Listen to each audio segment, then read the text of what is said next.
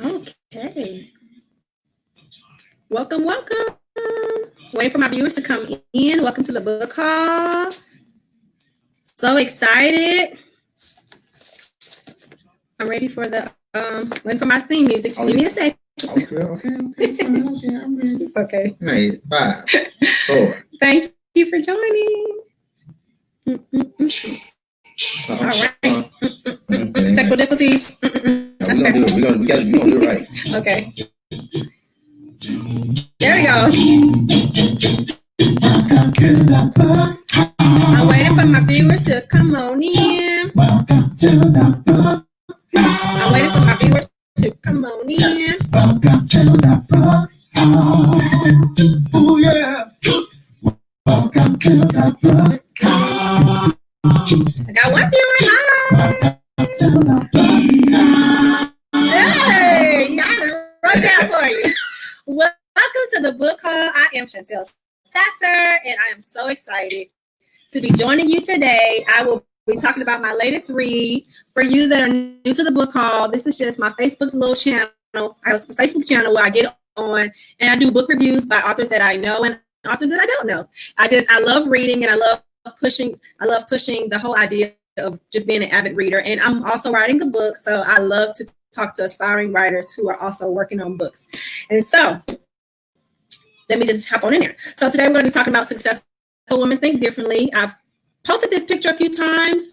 It's by Valorie Burton. And I will say definitely disclaimer, if you are a woman and you're working on a goal, listen, you just may feel the burn of conviction hit you a few times during this interview, because I will be talking with my good friend, Shameka McCoy. And let me tell you, she is a successful woman who thinks differently. Okay, she is a boss. She is a boss.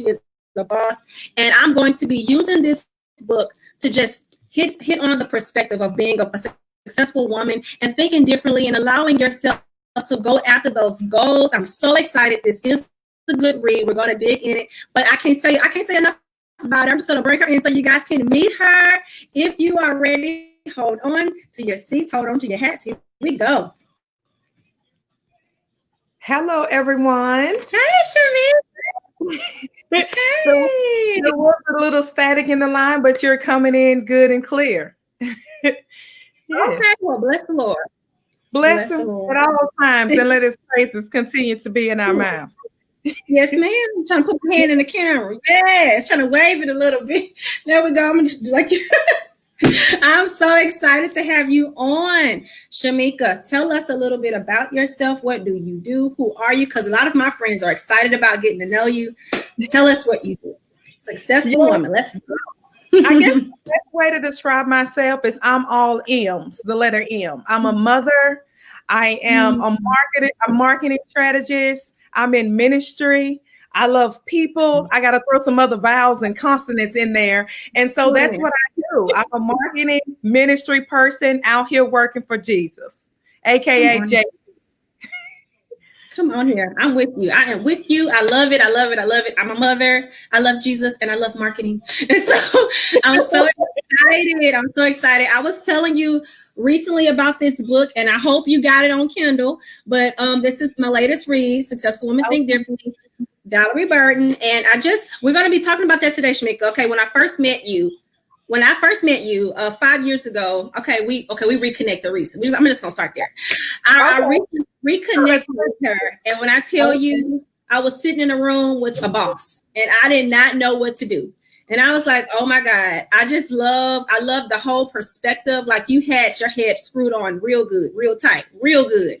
And I remember when I met you, I was talking to my big sister and a few of my friends. I was like, I reconnected with a friend, and I don't know what happened 5 years ago. I think we were at a Bible study, but I didn't get to know you like I'm getting to know you now by the grace of God. And when I tell you, I learned so much in that small amount of time a few months ago, sitting in that room. I admired you. And I think the first question that I had in my mind, because I know that you're a little older than me. I just hit 30. And I am a successful woman. I'm a successful full-time mother. Okay. And so I can relate to you on the mommy thing. But when I sat down in the room with you, my first question, I was like, oh my gosh, she is such a boss. I've never met somebody that's just, you was a brick house. You had your powerhouse. Okay. And I was like, you just had all your ducks in a row, and it was awesome. And when I tell you, my first question was, what were you like at 30? What was your mindset? Like, what was the perspective at 30? Because I know you're not 30. So how did you get, because it's a process. How did you get where you are now? Let's start there. Okay. So at 30, once again, thank you so much for having me on the show today. Big fan of what you do, and God be to the glory in all of your business future endeavors. And so what I do when I was 30, actually a young mom, I was still in undergrad at LSUS in Shreveport. So shout out to my home city, Shreveport in the house. And so, honestly, I was just, kind of towards finishing my program. I focused a lot during that time on ministry. I believe that when you connect with who you are and what God has created for you to do, that the rest will follow and flow. Sometimes we seem a little bit confused on our direction. Am I doing it right? Did I graduate in 4 years? Did I get married and have my kids? And so for me, my life was a little bit non-traditional. I had my son while I was in undergrad, and my life began developing. And so for me at 30, I was just walking into my calling, serving in ministry on the young adult ministry at Word of God Ministries in Shreveport, as well as working with my mother doing private sitting and working for myself independently. So I wore a lot of hats. And so that's where I was at 30. Yeah. I feel like that's where I am. I felt that was a good pause. That was good. That was real good. You did good. I know you can say more. I know you can, because I can too, especially when it comes to that ministry. I keep going. But I talk in ministry. Yes. I'm right there now at 30. I'm like, okay, Lord, just show me what lane you want me in so I can go real good in that lane. I know I posted on Facebook today that we'll be hitting on self-discipline and self-control. And so at that time at 30, you had a lot of self-discipline just to even stay focused and wear those hats. So today, how would you say, what's your perspective on self-discipline? I have a question right here. It says, is self-discipline, and this question is from this book, is self-discipline and self-control considered to be a top signature strength for you now, where you are right now? Oh, yes, for sure. To be honest with you, I'm always giving a shout out to JC because I'm all about ministry. And self-control comes from Galatians 5. That's actually one of the fruits of the Spirit. And as you connect with Christ, we begin to take on his attributes: love, joy, peace, self-control, long-suffering, discipline. These are character traits that we take as we draw closer to him. And so for me, what that looks like today, I do see those two interchangeable with self-control and discipline. It's like a fruit bearing off the same tree. Yeah. It's the same. It's coming from the same vine. And yet, those are a major factor in my life. We all fall short. But as we connect with Christ, ask for forgiveness on a daily basis, and stay connected with him, he helps strengthen our core for us. Yeah. And that's what our core is based on, those fruits of the Spirit. So for sure. Good. I'm learning that now, and I'm trying, like I said, I'm working and I'm letting the Lord groom me in that area. Another thing, you just said that, is discipline your friend with your, would you say that discipline is your friend with the new things that you're doing right now? Like, and if so, how would you break that down in the practical ways for people that, because we're in 2020 and right now everybody's doing a new goal. Everybody's going after something. And it's people that have changed careers that, it's a whole different ball game. And so what are some practical ways, I guess is what I want to say. What are some practical ways to be disciplined, to be self-control? What helps you track your progress in doing that? How do you do that? Okay. Self-control for me looks like a timeline, and a timeline is just a structured plan of what my daily schedule looks like. For me, my day always begins in worship. Before I Yes. check an email, a text message, or say a hello on social media, I connect with our creator. And so that's step one. Step two would be to plan out your schedule by the week and then by the month, then move to the quarter and then go to the year. And so what that looks like, you break down your goals into short-term, mid-term, and long-term goals. And once you break that down and move it to a smaller scale of day by day, then you have this measurement tool that you use. And you just check it off. Okay, God was with me. Boom, he checked that, answered that prayer. Boom, check, he answered that prayer. And so that's what that looked like. And so each person's goals might look different. For me as a mother, an entrepreneur, and a person in ministry, my goals might look different for the wife or the husband, or a person that's working a full-time 9 to 5. And according to what your schedule look like, you create that timeline, always beginning with worship, gratitude, praise, thanksgiving.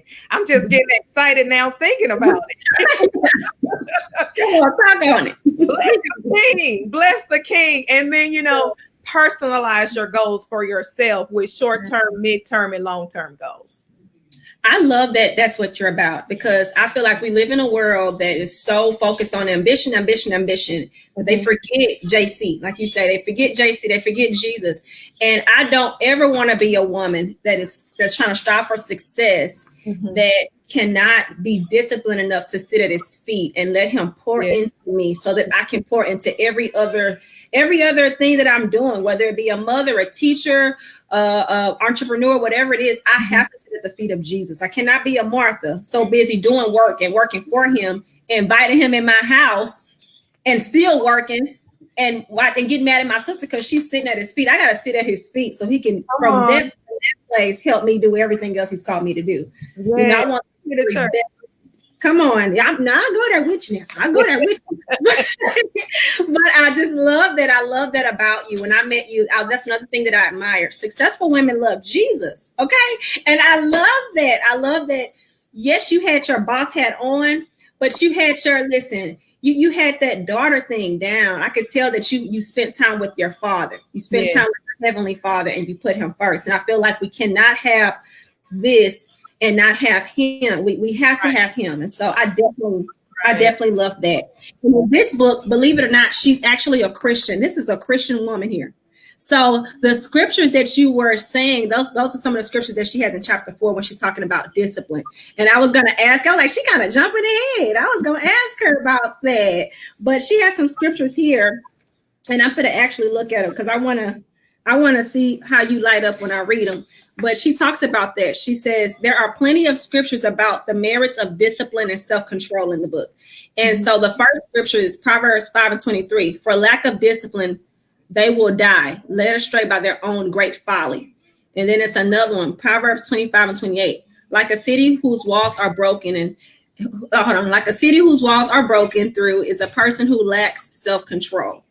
And then Galatians 5:22, but the fruit of the Spirit is love, joy, peace, patience, kindness, goodness, faithfulness, gentleness, and self-control. So, and here's one more, 2 Peter 1:5-7, make every effort to add to your faith goodness, and to goodness, knowledge, and to knowledge, self-control. So God talks a lot about us having self-control throughout our lives. That is a fruit of the Spirit. That for sure is fruit of the Spirit right there. Self-control. So I totally agree.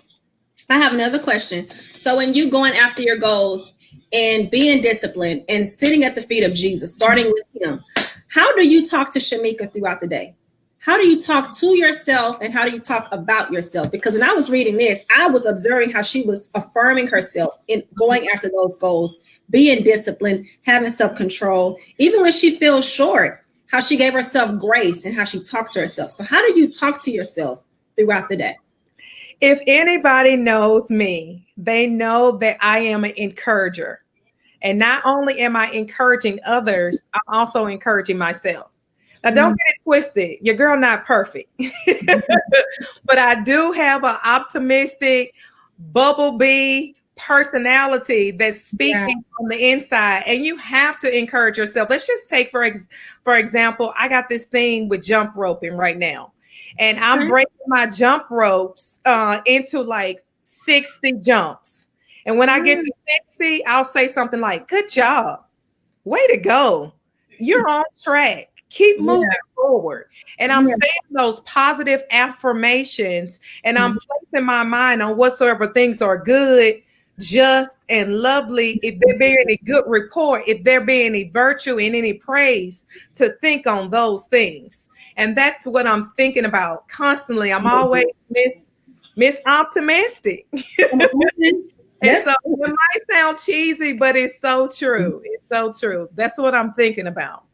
I would say that's not cheesy at all. I think we're supposed to love ourselves. And I think that's a big part of self-love, because love others as you, what does the Bible say? I don't want to word it wrong, but love others as you love yourself, or how you. That is correct. That is correct. Yes, ma'am. That is correct. You must first love yourself before you love others. Yeah. I agree. So definitely speaking into your life, speaking into your own life, and affirming yourself, and not being so hard on yourself when you do miss the mark. Because at times, like you said, we are not perfect. There will be times where you will miss the mark, and you have to give grace to yourself. And I feel like sometimes we don't give enough grace to ourselves. We'll give it to everybody else, but we're our own worst critic. We're so hard on ourselves. And so, how did you maneuver through that? Like when you found yourself dropping the ball, how do you deal with those hard moments?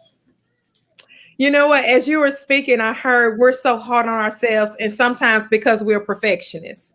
And I have a confession. I am a recovering perfectionist. That's a t-shirt. That's a t-shirt. I am recovering. It's because I want to set these goals and achieve all these things on my timeline. And God has a different timeline and destiny designed for us. You know, I love how he takes Romans 8:28. Things, he works all that together for our good according to his will and his purpose. And, and so sometimes we fall short, and when I fall short, I ask for forgiveness, because that's something that we have to do for ourselves on a regular. Forgiveness is really for us. It's not really for the other person. So that's something that I have to do on a daily basis in all areas of my life. I love that. I think that's humility. And so definitely whenever you can just humble yourself, Lord, forgive me. And I always ask, I spend time before him every day. I'm always repenting. In fact, I want to live in repentance. That's me. I want to live there. So I can be constantly changing the way that I think every single day. And so that's one way I know for sure we can walk in becoming who God has called us to be, as far as successful women in our families and in our careers and stuff like that. I kind of want to move on to page 20. We kind of hit on this a little bit, and I'm trying to just be mindful and keep our time in mind. And so I was telling you earlier about the 7 key decisions. I'll say in this book, she talks about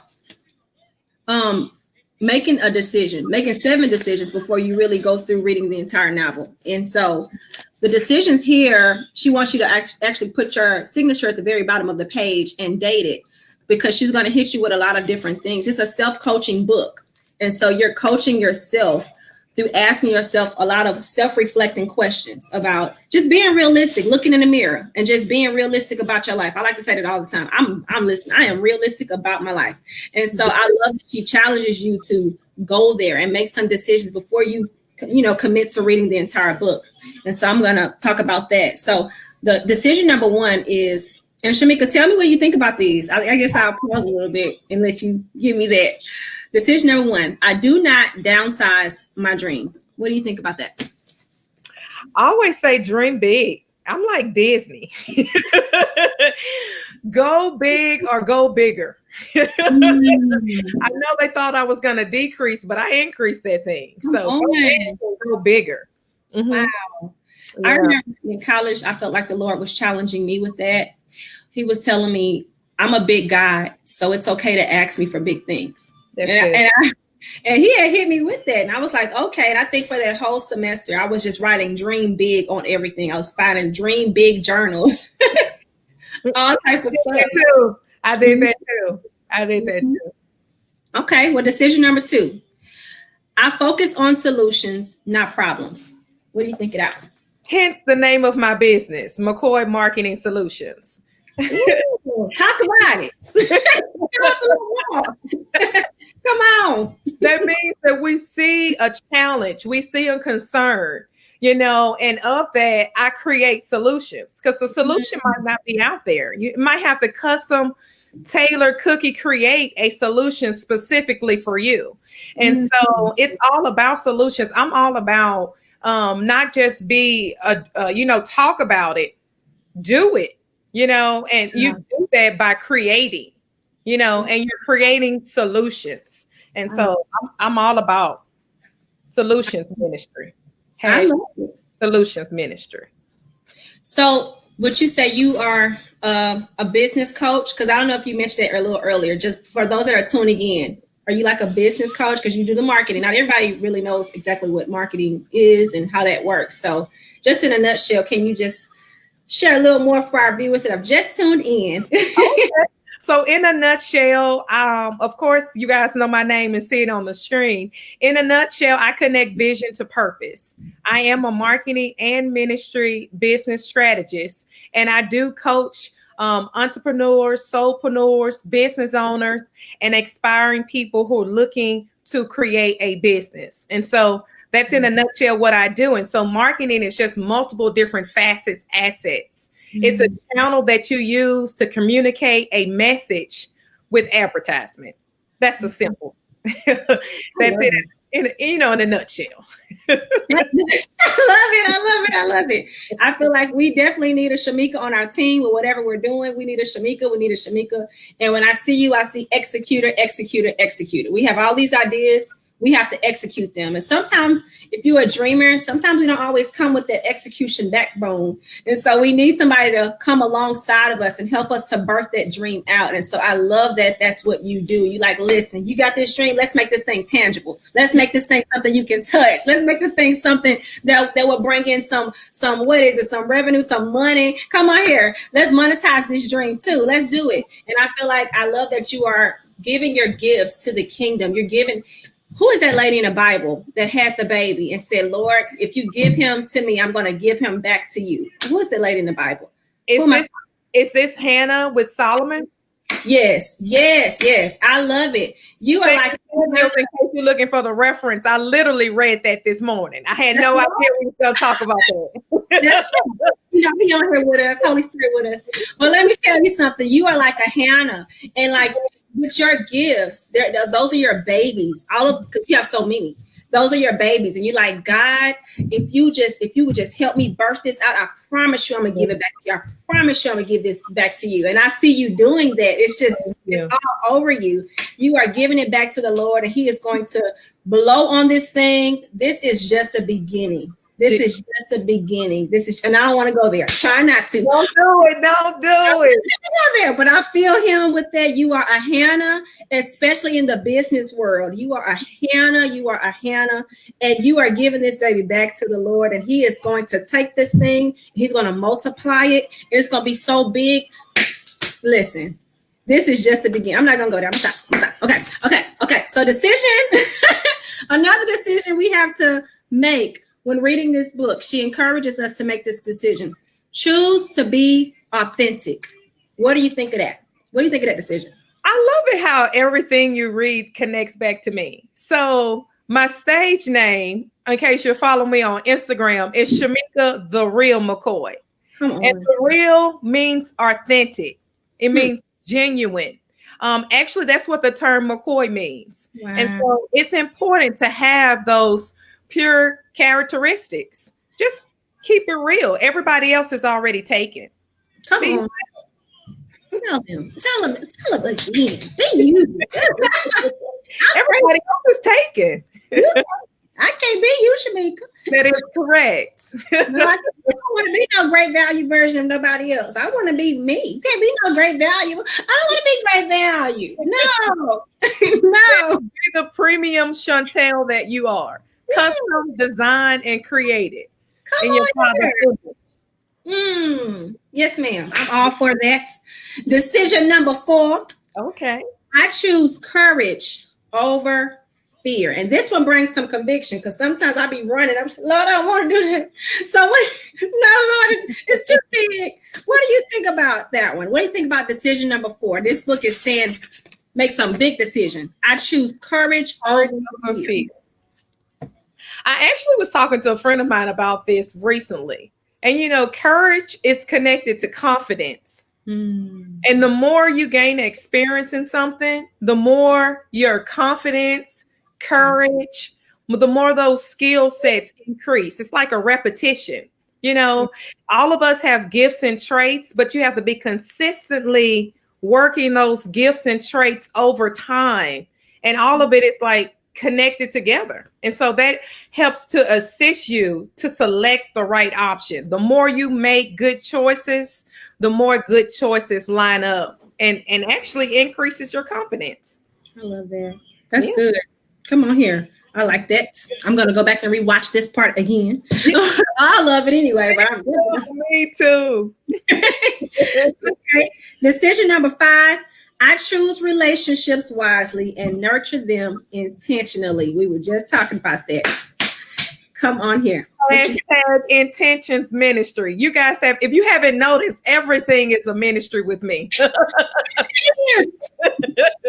It really is. Intentional ministry. This means that you are doing something with a good conscience. Yeah. You are doing it on purpose and it's specifically for a reason. Let me all minister I know, actually a minister, Bishop Raspy, he loves this term, stop, rewind, play. Raspy Mason in Shreveport. And let me rewind that. So intentionally means you're doing it on purpose. You're specifically, your conscience is thinking about the actions that you're getting ready to make on purpose. Yeah. And you're moving forward with what you decided to do. You decided to make a choice. To be intentional is a choice.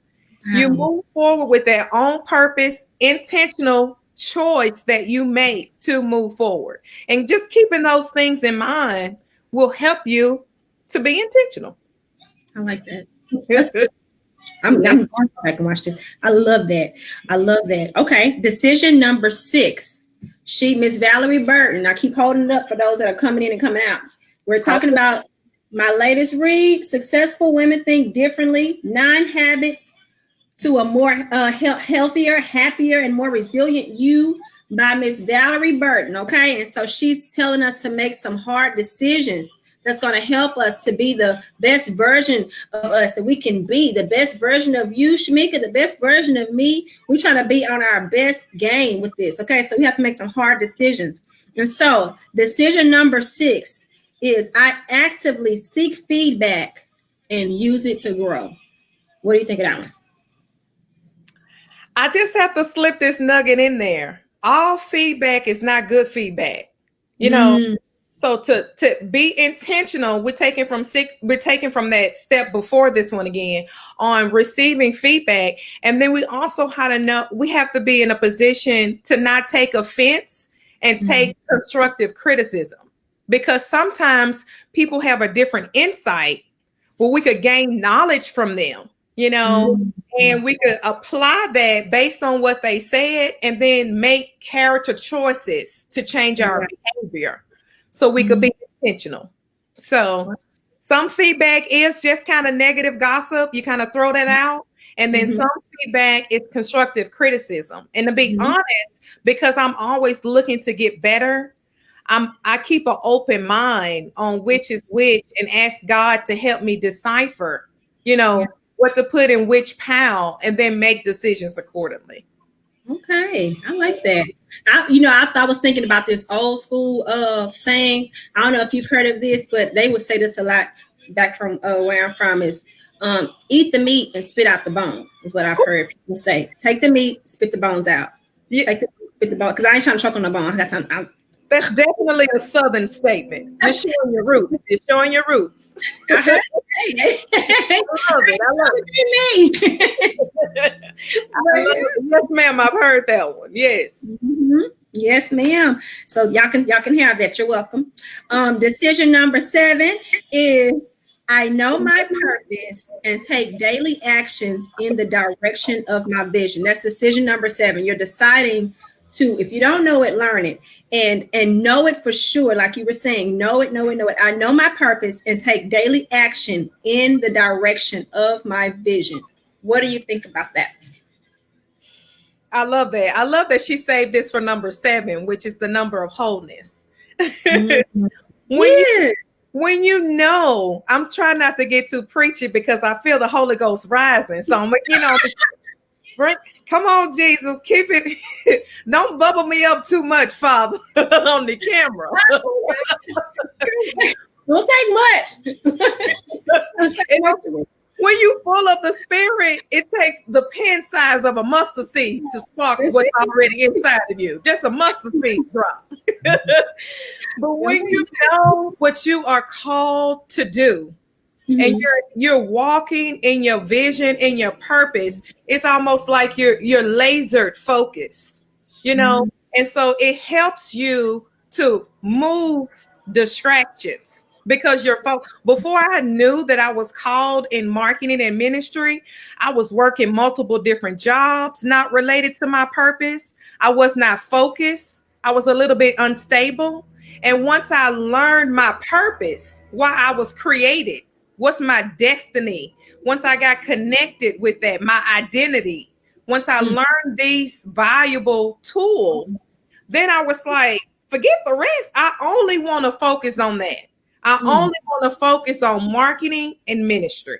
And if it's not related to that, honestly, you're kind of wasting my time. And I want to use my time wisely to help expand the kingdom. I love it. Yeah. I love it. I feel like you don't sell yourself cheap when you know. You don't sell it cheap. You don't let people steal your time. Like you said, steal your time from you. I love that. And I'm like, Lord, that's the direction I want to go in. I want you to tell me. I got to sit at your feet and let you tell me. So this is all good. Those are the 7 decisions. Another thing I want to hit in the book, and I can't give you all of the book. You got to get it. If you want a good read that is going to push you and challenge you to go after those goals, to be intentional about going after those goals and to be happy. And she talks about happiness and gratification. One thing I wrote down in here, Shameka, and I would love to hear your thoughts on it. She says, she was talking about setting a goal and sticking with it. She says, the ability to delay gratification throughout difficult circumstances can lead to greater success in life. What do you think about that? You want me to read it again? You got it. I take notes when you talk. That's a good something to do. And one of the things that you pulled out was delaying gratification. We live in a microwave society. And to be honest, in my new place that I moved in, I did not purchase a microwave on purpose. And it's to remind me of the society with instant gratification. And so you have to set some type of rules and guidelines for yourself so you won't go to that pleasurous mode as I got to have it right now. I started this business. I need 100,000 next week. I need this right now. And I believe what helps with that process is back to honestly setting those goals again, using that timeline and asking Christ to help us pace ourselves. God, help me to not go too far ahead, and help me to learn every lesson, and every blessing that you have for me so I can appreciate it and I can value it once I receive it. Because, sometimes we receive things too fast. We don't appreciate its value.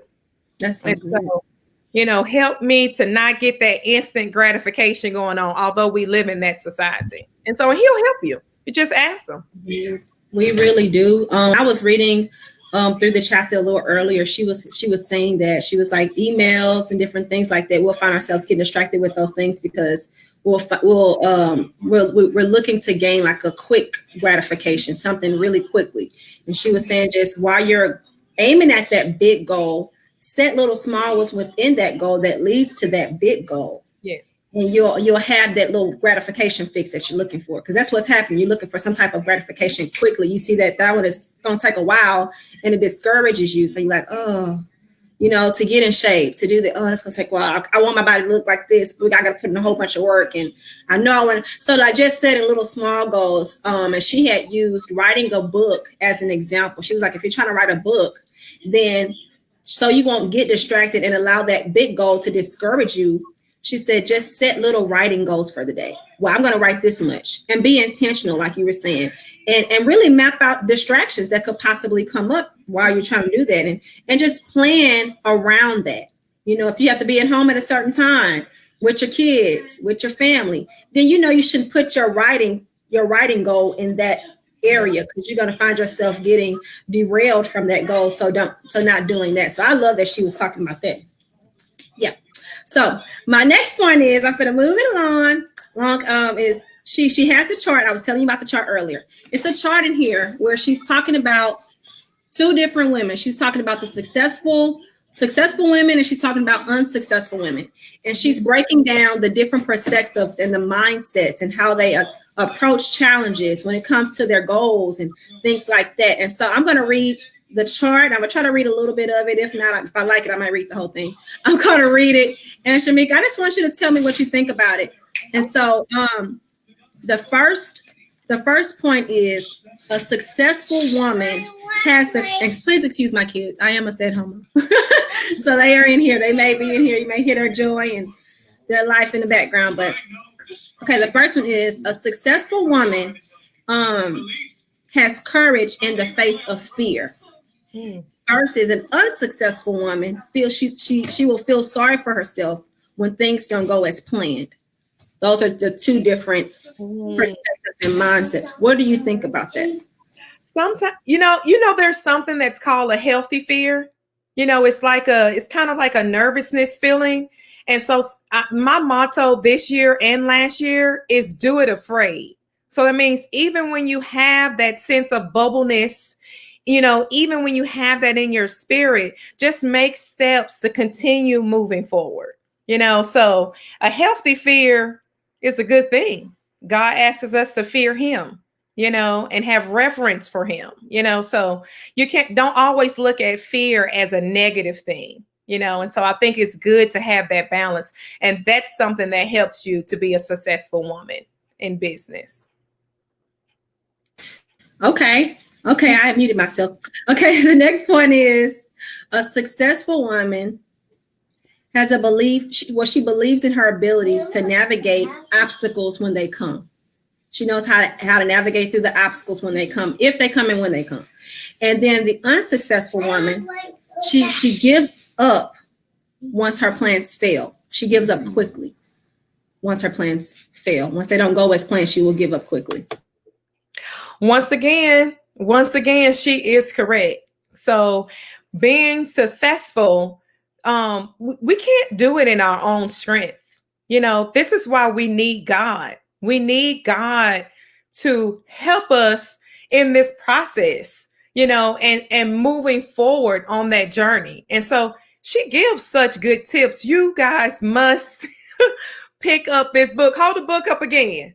You guys must pick up this book by Valorie Burton, because she gives such amazing strategies in her book. This is a must read. Okay, I'm muting myself because I want my kids busting in here again. And they just might. My next one is, successful women, they have relationships that strengthen them rather than weaken them. And then unsuccessful women, they have relationships that drain their time and energy. What do you think about that one, Shameka? If you notice, each time she says something about a successful woman and an unsuccessful woman, I always put emphasis on the woman who's successful. And that's intentional. If you focus on success, that's what you'll become. You are what you think.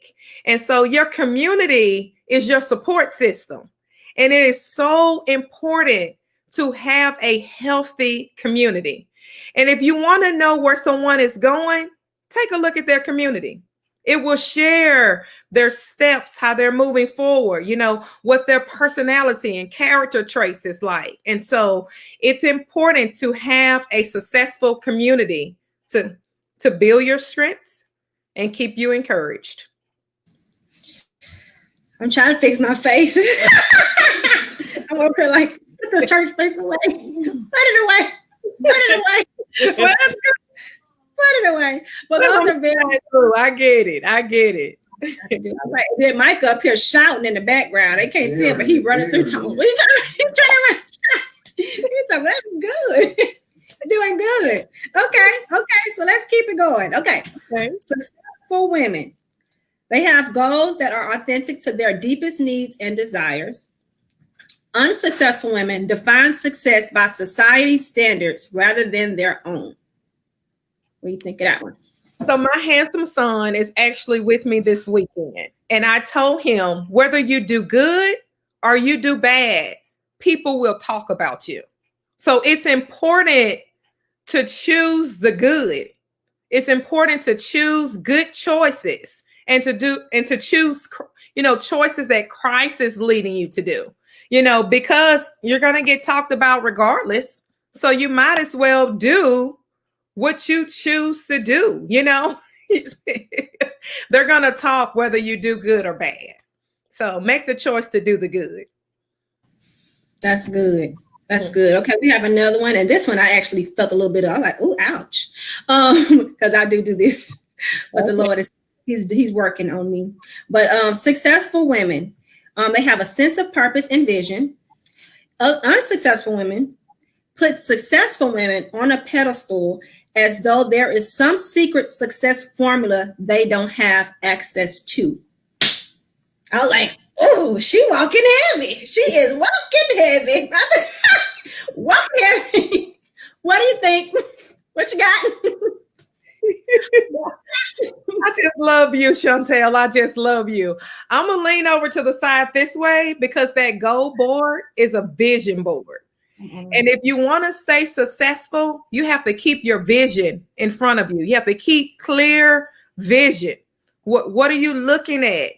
What are you lasered focused on? What is your mind, focused on? And so that's part of that success is, do you see clearly? What's in your vision? What's in your pathway? And so the eyes are just the light to the soul, and so putting the right things in front of you, helping you to see clear is part of that success with the successful woman that we're focusing on. Yeah, so focus on that. And then another thing I wanted to say about the secret formula, there is no secret formula. The formula is, I keep coming back to this because I firmly believe it. It's just say yes to Christ. When you say yes to him, he'll help you with all of these things. You're not going to be concerned about, am I moving like this woman? I'm trying to lift her up and give her praise. I'm not saying not to encourage people. That's a difference between encouragement and putting someone on a pedestal to become them. That's two different things. So you have to be mindful of encouragement and giving them a level of praise to elevate them on that stool. What does that difference kind of look like? And so it's important to separate the two and keep your eyes focused on Christ. Ask him what's the formula. Just say, it's simple. Just say yes. It's like Nike. Just do it. They didn't pay me an endorsement to say that. But write a check. I'm in Los Angeles and in Shreveport. We both will accept. Come on, I'm trying to put my hands here. Yeah, well, let's go. Accept only checks that will cash. Come on. One time. Yeah, you're gonna do it. So yes, ma'am. I love that. All of that, because I feel like a lot of times we are afraid to tell God our dreams as if he didn't give us the idea to do it. And you listen. One thing I know the Lord has put in me, I was spending time with him one day and I was talking to him. I was trying to get real deep and just sit before the Lord. I said, yes, Lord, we're just going to talk about you. I don't want to think about nothing else. Mm-hmm. And I kept having this thought about my book. And I said, oh, I'm getting distracted, Lord. I'm thinking about all these books and things. And I said, Lord, I'm trying to focus. And so I just laying before the Lord on the floor. I said, Lord, let me just focus a little harder because I keep getting distracted. I keep thinking about writing. And I think I did that for about a good 5 minutes before I heard the Lord speak to me. He said, this is me. I'm putting the book. I want you to spend time with me right now. Yes. And yes, we're going to have a good time, but I want to talk to you about your book. And I was getting all deep and spiritual. I was like, Lord, I just want to worship you. And he was like, no, I gave you this idea. I'm giddy about this. I'm excited that you're writing this book. I'm excited that you're going after this goal. It's like when you buy your child, and because I have 2 little boys and their ages 6 and 4. Okay. And so when my baby showed interest in Legos, I bought that boy every Lego I could find. I put him in Bricks for Kids. And that's another one, Shameka. Bricks for Kids, you listening, I just mentioned your name. Send me in, Shameka, a check. Okay. But I put him in Bricks for Kids. And when I tell you, I was so excited. I found joy in watching him enjoy what I blessed him with, what I bought for him. And God was like, that's how I feel when I see you doing what I've gifted you to do. When I see you going after that goal that I put in your heart, when I see you even thinking about that goal, my baby's showing interest. My baby, she playing with the Lego. She liked the Lego. And he tries to put us around anything that has to do with the Lego because he wants us to tap into that thing because he put that desire in our hearts. It was we were his idea. And so I want to get comfortable with sharing more of my ideas with the Lord, going to him for the formula, letting him show me how to do it because somebody else may be doing the same thing I'm doing, but they're not going to do it like me. Okay. And we ain't going to have the same, listen, we ain't going to have the same, we're not going to have the same road trip to that destination. Okay. You may take a different map. He may give you a different way to get there. He's going to give me a different way to get there. So I don't need to compare myself with you. I don't need to compete with you. I need to just sit before my Father and let him help me hone in on this gift. Okay. But I don't want to go. I'm trying to get, I'm getting all off topic. Sorry. Sorry. But here's another one. And I'm trying to hurry up because I know we got to hurry up and get off. Okay. A successful women, they have a perspective on life that accepts failure and mistakes as a normal part of the journey. And then unsuccessful women strive as though success is a destination, a place where she arrives. So that's what she says. Let me read it again. Yes. Okay. Successful women, they have a perspective on life that accepts failure and mistakes as a normal part of the journey. Meaning you're going to have things to come for you and it's going to, these roadblocks. Unsuccessful women, they strive after their goals as though success is a destination, a place where she arrives. That's what she says in the book. What do you think about that? I wrote some little notes when you were speaking, and I heard fall forward.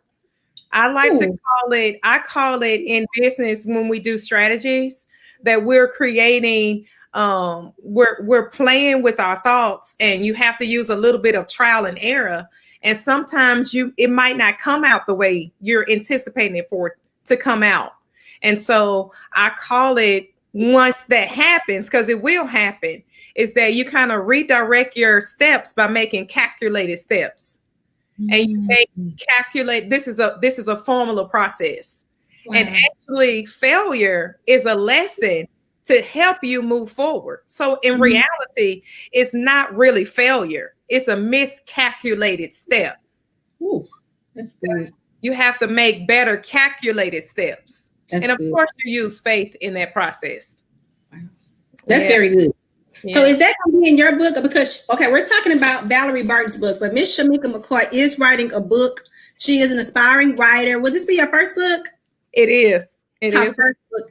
And as you can see, she is loaded with the goods. She has the goods. She got the goods. Okay. So her book will be coming out soon. And these nuggets, I'm like, I want to write everything you're saying down, but I'm happy it is recorded. We can both go back and watch this and have a watch party later. I'm going to have me some popcorn and I'm going to sit back and I'm going to watch this again. I'm going to write all of this stuff down. I hope this is a chapter in your book, because let's real quick. Let's just take a real quick detour. Tell us a little bit about what you're working on with this book, because that's coming out, and I'm just putting a book in your ear because I know y'all going to follow her and you're going to try to see what else she's into once this is all over. So let's hit on that for just a second. Go ahead, Shameka. Okay, a little book. So the title that I have right now, unless nothing changes, it is called Making Money and Ministry Moves Marketing Planner by yours truly. I love the title. And so what this book is about is really about new beginnings and entrepreneurship.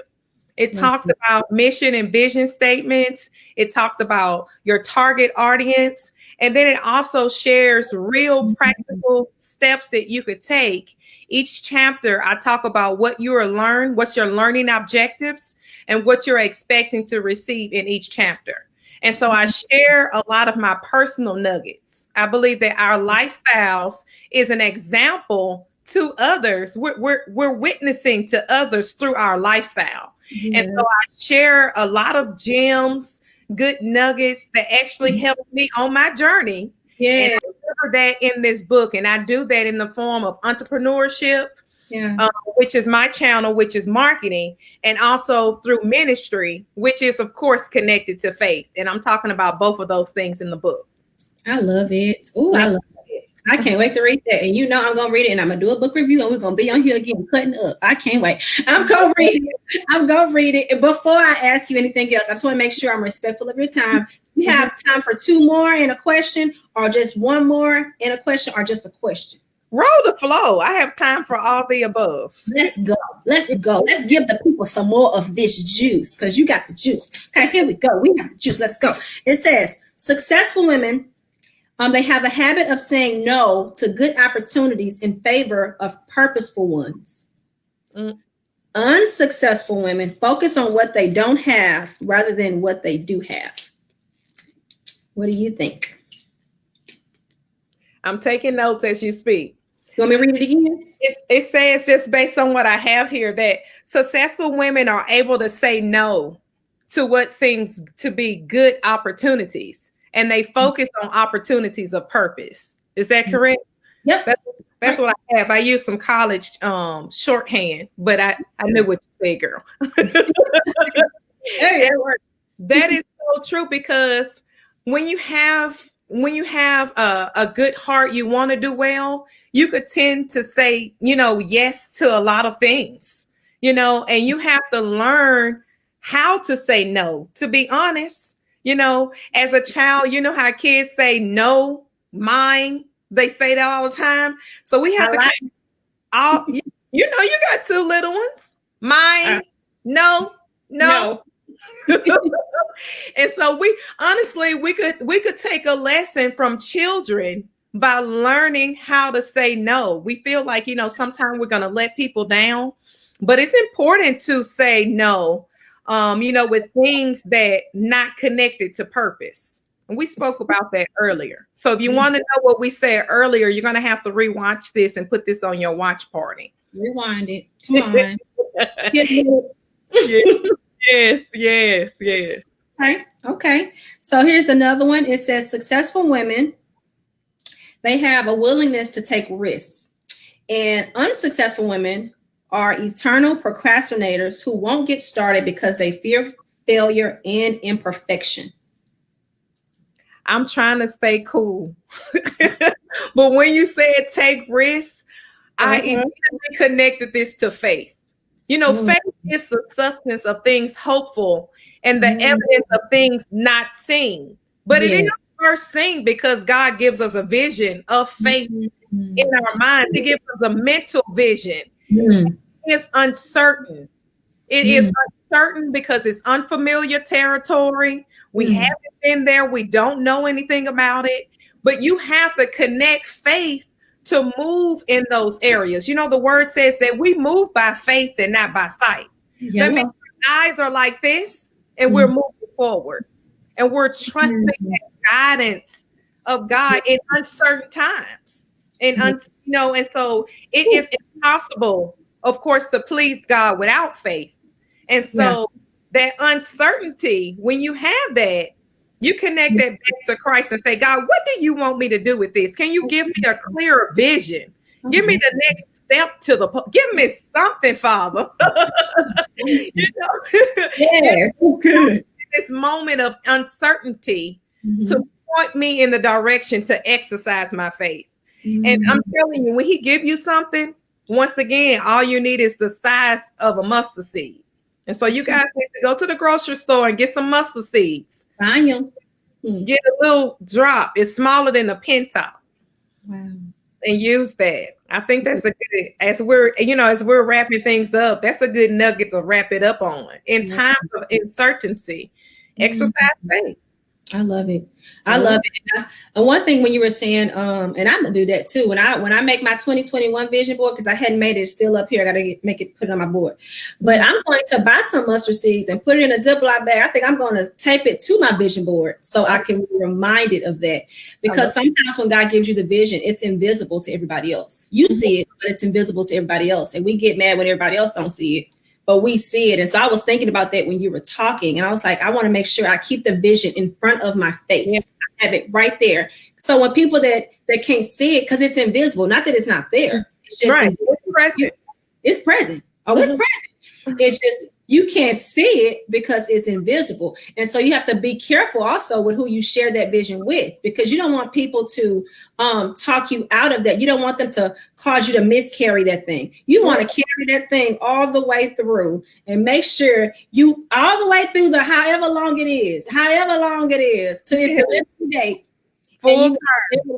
And you don't want people to cause you to deliver it too early, to deliver it premature. We don't want no premature babies. We want our baby to be full term. And so I just feel like definitely make sure you keep that thing before you, and make sure you have a good support team around you while you're carrying. Don't be telling everybody, and don't let everybody hold your baby. Just definitely make sure you do that. And so one more question. I promise you, this is my last question. I think we did real good on the time, Shameka. Well, I'm proud of us. Because, we both can talk. I'll keep going. My final question, and I think about people like my mother. I think about women that I just know closely, that I just feel like just need to hear this information, just to push them to go after whatever it is. No dream is too small or too big. Right. What would you say to women who are in their late 30s or even older, wanting to achieve a goal, but wonder if it's too late? I would say, do you have breath in your body? If there is air coming from your lungs and oxygen still moving through your body and you are alive, that means you have time. I have seen stories of women 80, 90 years old, went back to college, received their degree. I have seen success stories even in my own life, and so there is no, okay, God, we're going there in the last 3 minutes. God, I was like, God, what? And just taking myself for an example, an unwed mother, having a child outside of marriage, going through college, being consistent about undergrad, graduated in that process in 8 years and having to drop down to one class a semester to work a full-time job, a part-time job, and raise my son and still be active in ministry. There is no cookie cutter pattern. And I could be that real with you guys because I'm not ashamed of my story. And so sometimes shame and fear and guilt and regret holds us back. And I want to encourage you in these last few segments, don't allow it to do that. Tell it no. No, I will not allow regret to call me back. No, I will not live in shame and guilt. My story is what it is, and that God is working my story together for my good, according to Romans 8:28. So if you are alive and you have a dream, I say work it. Let it be. There's no age that you can't do it. Y'all had me to keep it real with y'all. I didn't know he was going to tell me to say that, but I was like, go for it. Yes. Okay, well, there you have it. Today we did hit on Successful Women Think Differently. We kind of dug into just a little bit. I would say this is a great read. Thank you for joining the book haul. I am Chantel Harrison Sasser. Well, on my screen is Chantel Sasser.